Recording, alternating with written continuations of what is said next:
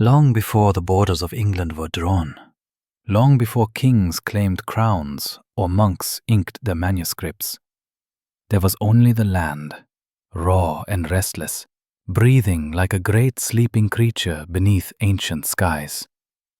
In those early centuries, the nights were deeper, the forests thicker, and the silence heavier, as if the world itself listened to something humans had long forgotten how to hear. Ancient England was a place of mists and marshes, of brooding hills and shadowy pathways, where stories were not invented, but lived. People feared the darkness not because they were superstitious, but because they knew what walked in it. And among all the terrors whispered across the heaths, 3 were spoken of most. The black hounds that prowled without sound, the wild huntsmen who rode the storm-racked skies, and the pale harbingers who drifted between worlds like forgotten dreams. Villagers said the land had moods. Sometimes it welcomed, offering warm sunlight on green fields. Other times it watched, holding its breath during those strange hours after dusk when every creature grew still.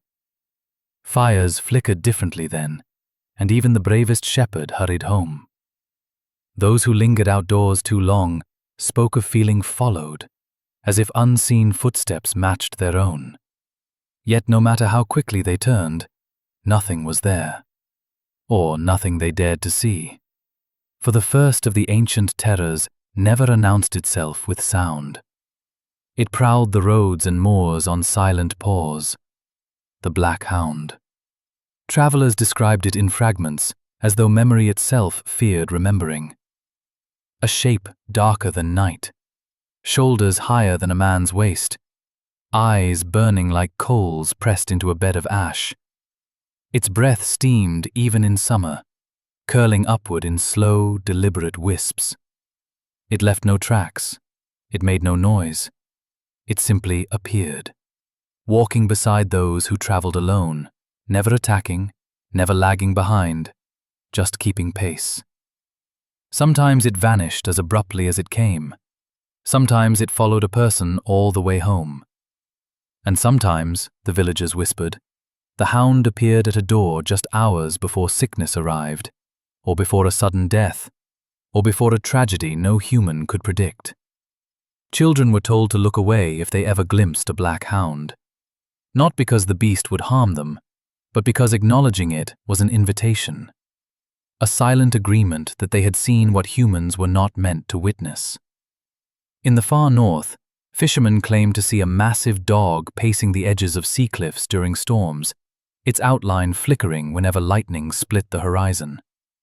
In the west, riders trotting home late saw a shadow keep pace with their horses, matching every stride, yet making no sound.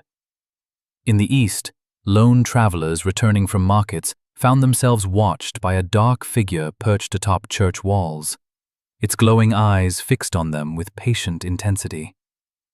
But the most chilling story of the Black Hound occurred during a violent storm in 1577, when winds howled like living things and lightning split the sky into shards.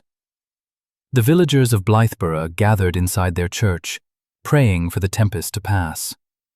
As thunder rattled the earth, the heavy wooden doors of the church began to tremble, struck from the outside by something far too powerful to be human. Suddenly, the doors burst open, and in the blinding flash of lightning that followed, witnesses saw the enormous black hound standing in the threshold. Its fur crackled with heat. Its eyes glowed with an unnatural fire. Before anyone could scream, the beast charged through the church, leaving 2 villagers dead, their bodies twisted in scorched agony.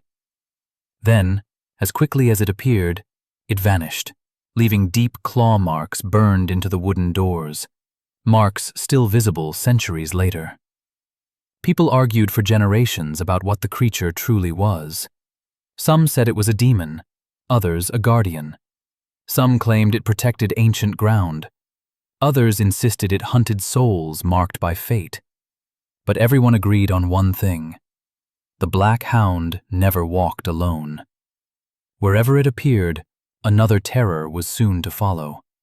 The sky itself would announce it. For ancient England feared not only the beasts of the ground, but the riders of the storm. They were known by many names, but most called them the Wild Hunt. When winds twisted strangely and barns shook though no storm had been seen, people clutched their candles tighter. When thunder rolled not from clouds, but from the sky's distant corners, children pressed their ears and cried. Because these were not the sounds of weather.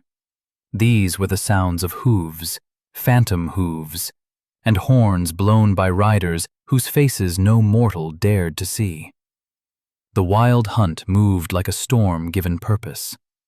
Spectral riders galloped across the night sky on horses whose manes burned like moonlit mist. Their cloaks streamed behind them like shredded banners, stirred by a wind that carried no scent. Their hounds, vast, snarling shadows, ran beneath them. What the hunt sought remained one of England's darkest mysteries. Some said the riders collected the souls of oath-breakers. Others believed they pursued those who tampered with sacred land, cutting ancient trees or defiling burial mounds. A few claimed the hunt rode not to punish, but to warn. These riders, they said, appeared whenever death approached in great numbers: war, plague, famine, or disaster. And each time, villagers insisted they saw the black hound on the roads, days before the hunt filled the sky. But the terrors did not end with hounds or huntsmen. There was a third presence, older, quieter, more mysterious than both: the Harbingers. No one knew their full nature. They did not roar, nor chase, nor gallop through the sky. They moved like drifting breaths of pale mist, appearing near homes where strange misfortunes soon followed. Some described them as tall, thin figures whose faces were hidden behind veils of fog. Others said they were simply distortions in the air, like heat ripples on a cold night. Shepherds claimed to see them standing motionless among distant hills. Children claimed they saw pale people walking in forests where no villagers dared to go. The Harbingers never touched anyone, yet their presence chilled the living. Dogs would whimper when one passed, fires would dim, shadows would stretch in unnatural ways. And always, after a Harbinger was sighted, something happened. A death, a fire, a disappearance, a sickness. A tragedy that seemed almost foretold by their silent drifting. Some believed the Harbingers were the spirits of Britain's lost tribes, souls caught between worlds. Others thought they were guardians of old pathways between the living and the dead. The oldest tales insisted they were the whispers of the land itself, appearing when the earth felt wounded or threatened. For centuries, the terrors appeared separately. The hounds stalking lonely roads, the hunt thundering across the sky, the Harbingers drifting through fog. But once, and only once, did all three appear together, in a night so dreadful that stories of it lingered through generations. It began in southern England, where people heard the black hound pacing along village borders for 3 nights in a row. Its glowing eyes were seen at crossroads, on bridges, and near the ancient yews of the graveyard. Sheep refused to graze. Horses refused to drink. Birds fell quiet. Then the sky changed. Winds began to move in spirals, though the trees remained still. Cows bellowed without reason. Children woke screaming from nightmares they couldn't describe. And on the 4th night, the horns sounded. Every village from Sussex to Wessex heard them. Low, haunting, echoing like mournful calls across the clouds. The Wild Hunt descended. Villagers hid in their homes, clutching their families, listening to the thunder of hooves sweep across the sky. Some claimed to see flames flickering high above the treetops, as if spectral torches were being carried through a hidden realm just beyond the clouds. Others swore they heard names whispered in a language too ancient to recognize.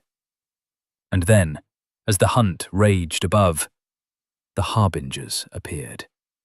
They drifted through fog, rolling thicker than river mist, gliding across fields, passing silently between cottages. Windows frosted from their presence.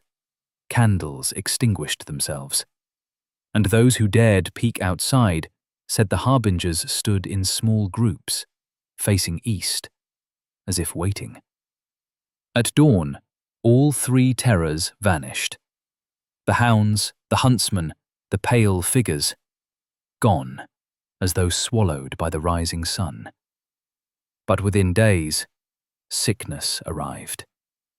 A sickness so swift and merciless, it emptied villages and darkened towns. It stole young and old alike, sparing no household. And by the time it passed, the stories said, nearly a quarter of the land had succumbed. People later claimed the three terrors had not come to herald death. They had come to warn England of the storm that no sword or shield could stop. As centuries marched on, the land changed. Forests were cut down, roads were built, cities grew, and the stories faded. People believed themselves too modern, too rational, too enlightened to fear shadows or storms or silent pause. But a story does not die when people forget it. A story dies when the thing behind it disappears. And the ancient terrors of England never disappeared. They simply retreated, watching from places where modern eyes no longer look. The 20th century brought new tales. Small, strange, easy to dismiss, yet eerily similar to the oldest legends. A hiker in Yorkshire who saw a massive black dog pacing behind him for half an hour, then vanishing without a sound. A pilot who reported shapes riding near his aircraft during a storm, though radar showed nothing. A motorist who swerved on a foggy road because a pale figure suddenly crossed in front of him, though no one was found. And in 1904, a man named Thomas Hargreaves was discovered unconscious in a clearing in Lincolnshire.